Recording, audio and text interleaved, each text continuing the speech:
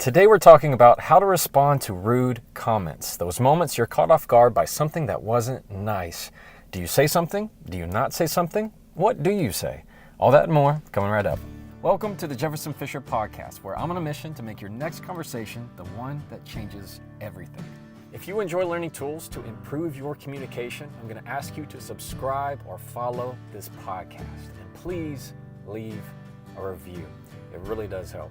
And if you have any suggestions on topics, as always, just throw them in the comments. The next time someone makes a rude comment towards you, here's what I want you to do. Number one, begin your response with the phrase, "Did you mean?" It's a question of intent. We're going to go into detail on that. Did you mean? Number two, if it's a more passive-aggressive type of rude comment. In other words, it's not directly at you, it's more off to the side, and you know and they know it was meant for you.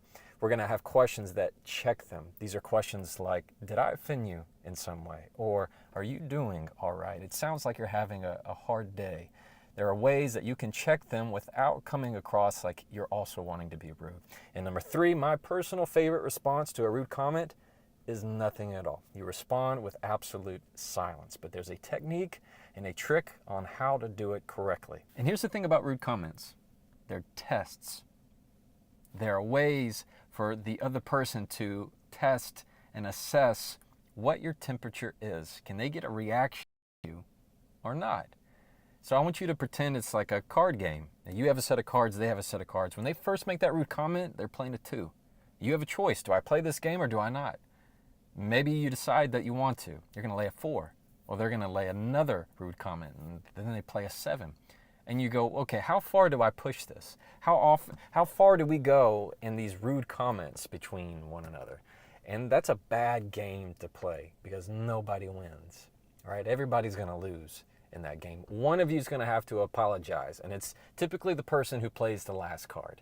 Whoever says the worst thing that shuts the game down is typically the person who is now the responsibility to apologize first. When you can end it all by just not playing the game. Rude comments are like platforms to where if they say something rude and you say something rude, well, you've now just justified them in taking another step.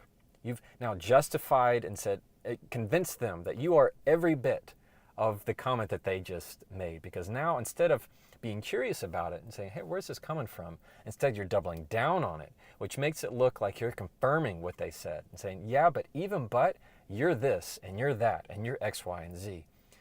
They're just going to get more defensive and then it's going to continue to ramp up. So it's a losing game, lose-lose situation. Don't do it. So let's assume that someone's made a rude comment towards you. Now, rude comments, in my opinion, are ones that they're not terribly insulting, like super condescending, bad things that you would say directly to somebody, but they're also not polite, they're not nice, they're not kind. They can fall in between. Usually they catch you off guard, that you're not expecting them in some way. And at that moment, you have a decision. Do I respond or do I not respond? And the answer depends on the context. It also depends on the relationship. But let's assume in this situation, you're walking into a meeting and you have somebody that you know is, you two really don't get along all that much, but they make this comment. They say, well, it's nice of you to finally show up. In that moment, you know that's a dig. The other people around know that's a dig. But they may not know the history between you two. So you're stuck in this situation of, what do I say? Because if I'm ugly and I bring up past stuff, the people around you aren't going to understand. But they will understand if you decide to be rude right in that moment. So how you respond matters. What I like to suggest in number one is you use the question, did you mean? And you insert different ways to respond. For example, did you mean for that to sound rude? Did you mean to embarrass me? Did you mean to upset me? When you say, did you mean, you give them a chance to clarify. You give them a chance to assess what they just said. It's a question of intent, meaning you want to find out what was your intent in saying that. What were you trying to achieve by making that comment? And so when you say things that are questions of intent, you make them double back on what they said. And often you can avoid an argument altogether. Because let's assume that this person who made this comment, well, they're not really just they weren't really trying to be ugly. It came out the wrong way. That's not what they were really trying to say. So when you say, did you mean to embarrass me? Or did you mean for that to sound offensive or rude? 9 times out of 10, when you call them to the mat on that kind of question, they'll say, oh, no, what I meant to say was, oh, no, what I meant to do. And they try and clarify, or they backtrack, or they further explain. And that makes you look more wise. It looks like you have integrity. It looks like you're the one that's being the bigger person by checking it rather than just assuming their intent on it. And I also want to explain that this works really well with text or email. How many times have you been in a communication with someone and the text just read the wrong way? You ever had somebody just say K or okay when you all of a sudden just felt like, oh, that's just them being dismissive. They're not really taking me seriously. And automatically you just want to shut them off. You go, oh, okay, fine. I don't have to be like that. Easy way to check that is for you to text, did you mean for that to be short? Did you mean for that to sound like you're upset? Often they'll clarify that and say, no. I was just in the middle of something, or I was during an errand. I was making a cup of coffee, and I just wanted to let you know that I got the text. So often you can have this sense of giving grace to other people by just simply asking the question and setting up the phrase, did you mean? It can really put out arguments before they even start. Now, I also want you to dial in on passive-aggressive comments that are rude. Passive-aggressive comments, as you know, they're not direct, meaning they don't feel comfortable in their personality to say things to your face. Instead, they will say them in a way that's kind of snarky and snide off to the side because they don't feel comfortable saying them directly to face. So here's what I mean. Let's assume you're in a conversation with someone and they make this comment. I mean, it'd be nice, if somebody cared. You both know it's aimed towards you, but instead they couch it in terms of it'd be nice if somebody cared. How you deal with that is you pull them out of their current environment, meaning you have to make them step back in the conversation, understanding what they just said. So if they were to make that comment, it would be nice if somebody cared. You respond with a question that checks them, like this. It sounds like there's more to that. It sounds like there's more to that. In that moment, you're pulling them out. And they go, oh, wait, what did I just say? And you're calling them to the mat in a way that says, what exactly are you trying to say? Do you understand what you just said? It sounds like there's more to what you're telling me. In other words, I'm catching this passive-aggressive behavior, and I'm not just going to let it fly by. Another way to ask is, it sounds like you're having a hard day, or it sounds like we need to have another discussion, or we need to talk a little bit more. Using these phrases like, it sounds like, it seems like, and throwing things out there in a way that encourages them to talk more is going to get you a whole lot farther than just saying, oh, you're talking about me? You wish I cared? Let me tell you about, that's going to just make it even worse. So instead, you're going to catch them with questions that say, it sounds like, or it seems like. Now my favorite. Number 3 is to respond with silence. But there is a trick, a technique that I like to do, and that is to count. You don't have to count, but it needs to last 4 seconds. 4 seconds is enough to be defined as a long pause, meaning if somebody were to make a rude comment towards you, you're going to look at them 4 seconds. 1, 2, 3, 4. Enough to give a look of almost puzzlement, as if you find it curious. And what you're doing in those 4 seconds is you're saying, I heard it, I listened to it, I evaluated it, and I have concluded that it is not worthy of a response from me. It's not something I'm even going to entertain. It's not something I'm even going to put back into this world. It is just going to fall aside.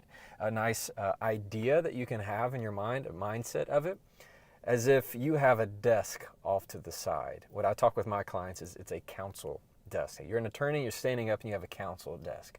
When somebody gives you something that you don't want and you know it's rude, you take that piece of paper, that's their words, and without even looking on it, you set it to the side on the counsel table.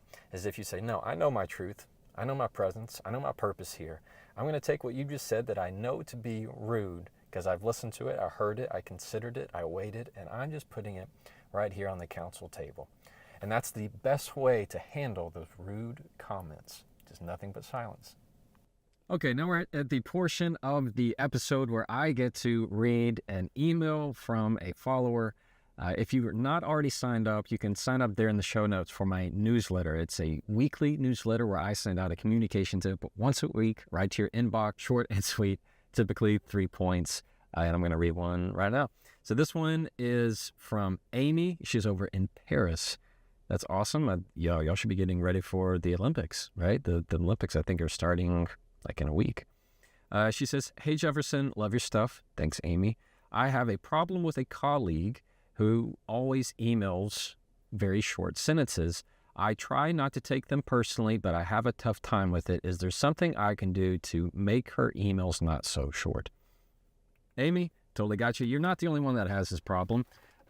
In the business world, we value expediency, where we like everything to be very fast. We want very quick, short.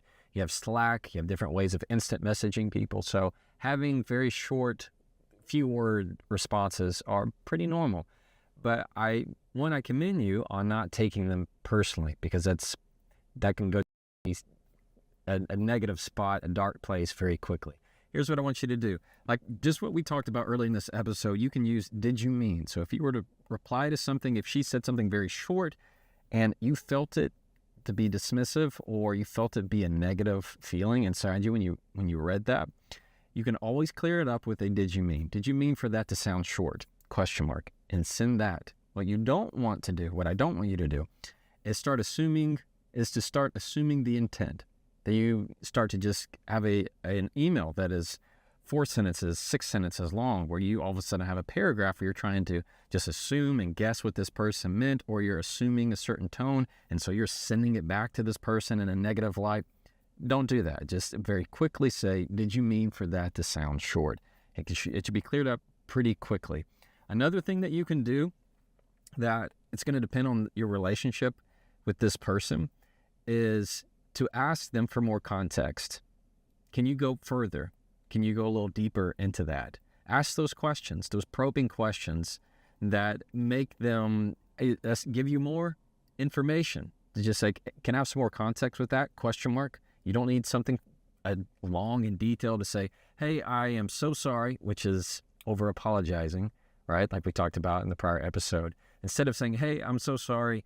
I'm not really sure exactly what you're saying. I wonder if you're asking this. Are you asking that?" That's too much. Just keep it short, to the point. You got this, Amy. Okay, I got time for another one. This one is from Paul in Arizona. Paul says, "Hey Jefferson, love your stuff, man." Thanks, Paul. Appreciate it. "I have a mother that likes to make rude comments under her breath that are kind of passive aggressive. A lot of the times at family functions. I'm not sure how best to handle it. What do you suggest?" Oh, Paul. Sorry about that. That's tricky. Mamas are tricky. A lot of emotion, a lot of history, a lot of feelings wrapped up in that. Here's what I can tell you. If this is a mama that loves you, which I'm assuming that it is, you want to make sure that whatever you say is kind back. So when you're ugly to somebody and when you're rude, often what it does, like we discussed, is make them jump. So if you say something rude, well, now she feels like she's justified in saying something a little bit more direct. That's not so under her breath. And you have to be also careful of the context. You have family around, maybe other kids around, so you want to be careful of that. Real quick way, if she's making these passive aggressive comments, is that rule number 2, step number 2, where you get to say, "There sounds like there's more to that, Mom. Mom, it sounds like there's more to what you're saying." Or ask the question, "Is there more to what you're saying?" When you're asking that question, "Is there more?"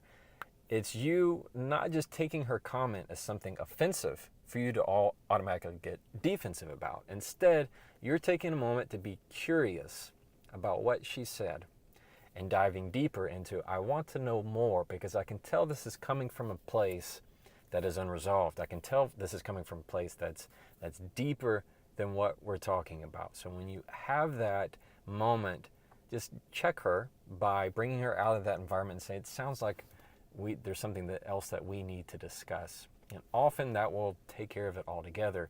But bottom line is, depending on the context, and of course because it's your mother, you want to make sure that you approach a situation with a lot of grace and a lot of patience. So what are we going to do the next time that someone makes a comment that is rude toward you? All right, number one, you're going to remember the did you mean?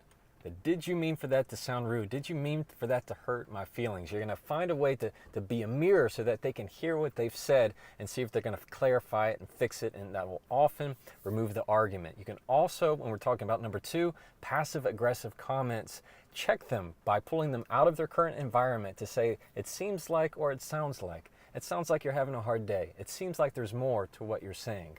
Getting them to come to bring to light what they're really trying to say. And number three, of course, anybody can do it, and that's to say nothing. Count in your head 4 seconds and then continue on with your day. And that's how to handle rude comments. If you'd like to support this podcast and continue improving your education skills, I'm going to ask you to please subscribe to this podcast. Follow it wherever you like to listen, whether it's on YouTube, Apple, Spotify, wherever you like to get them. And if you have any questions or topic suggestions, you can always throw them into the comments. And as always, try that and follow me.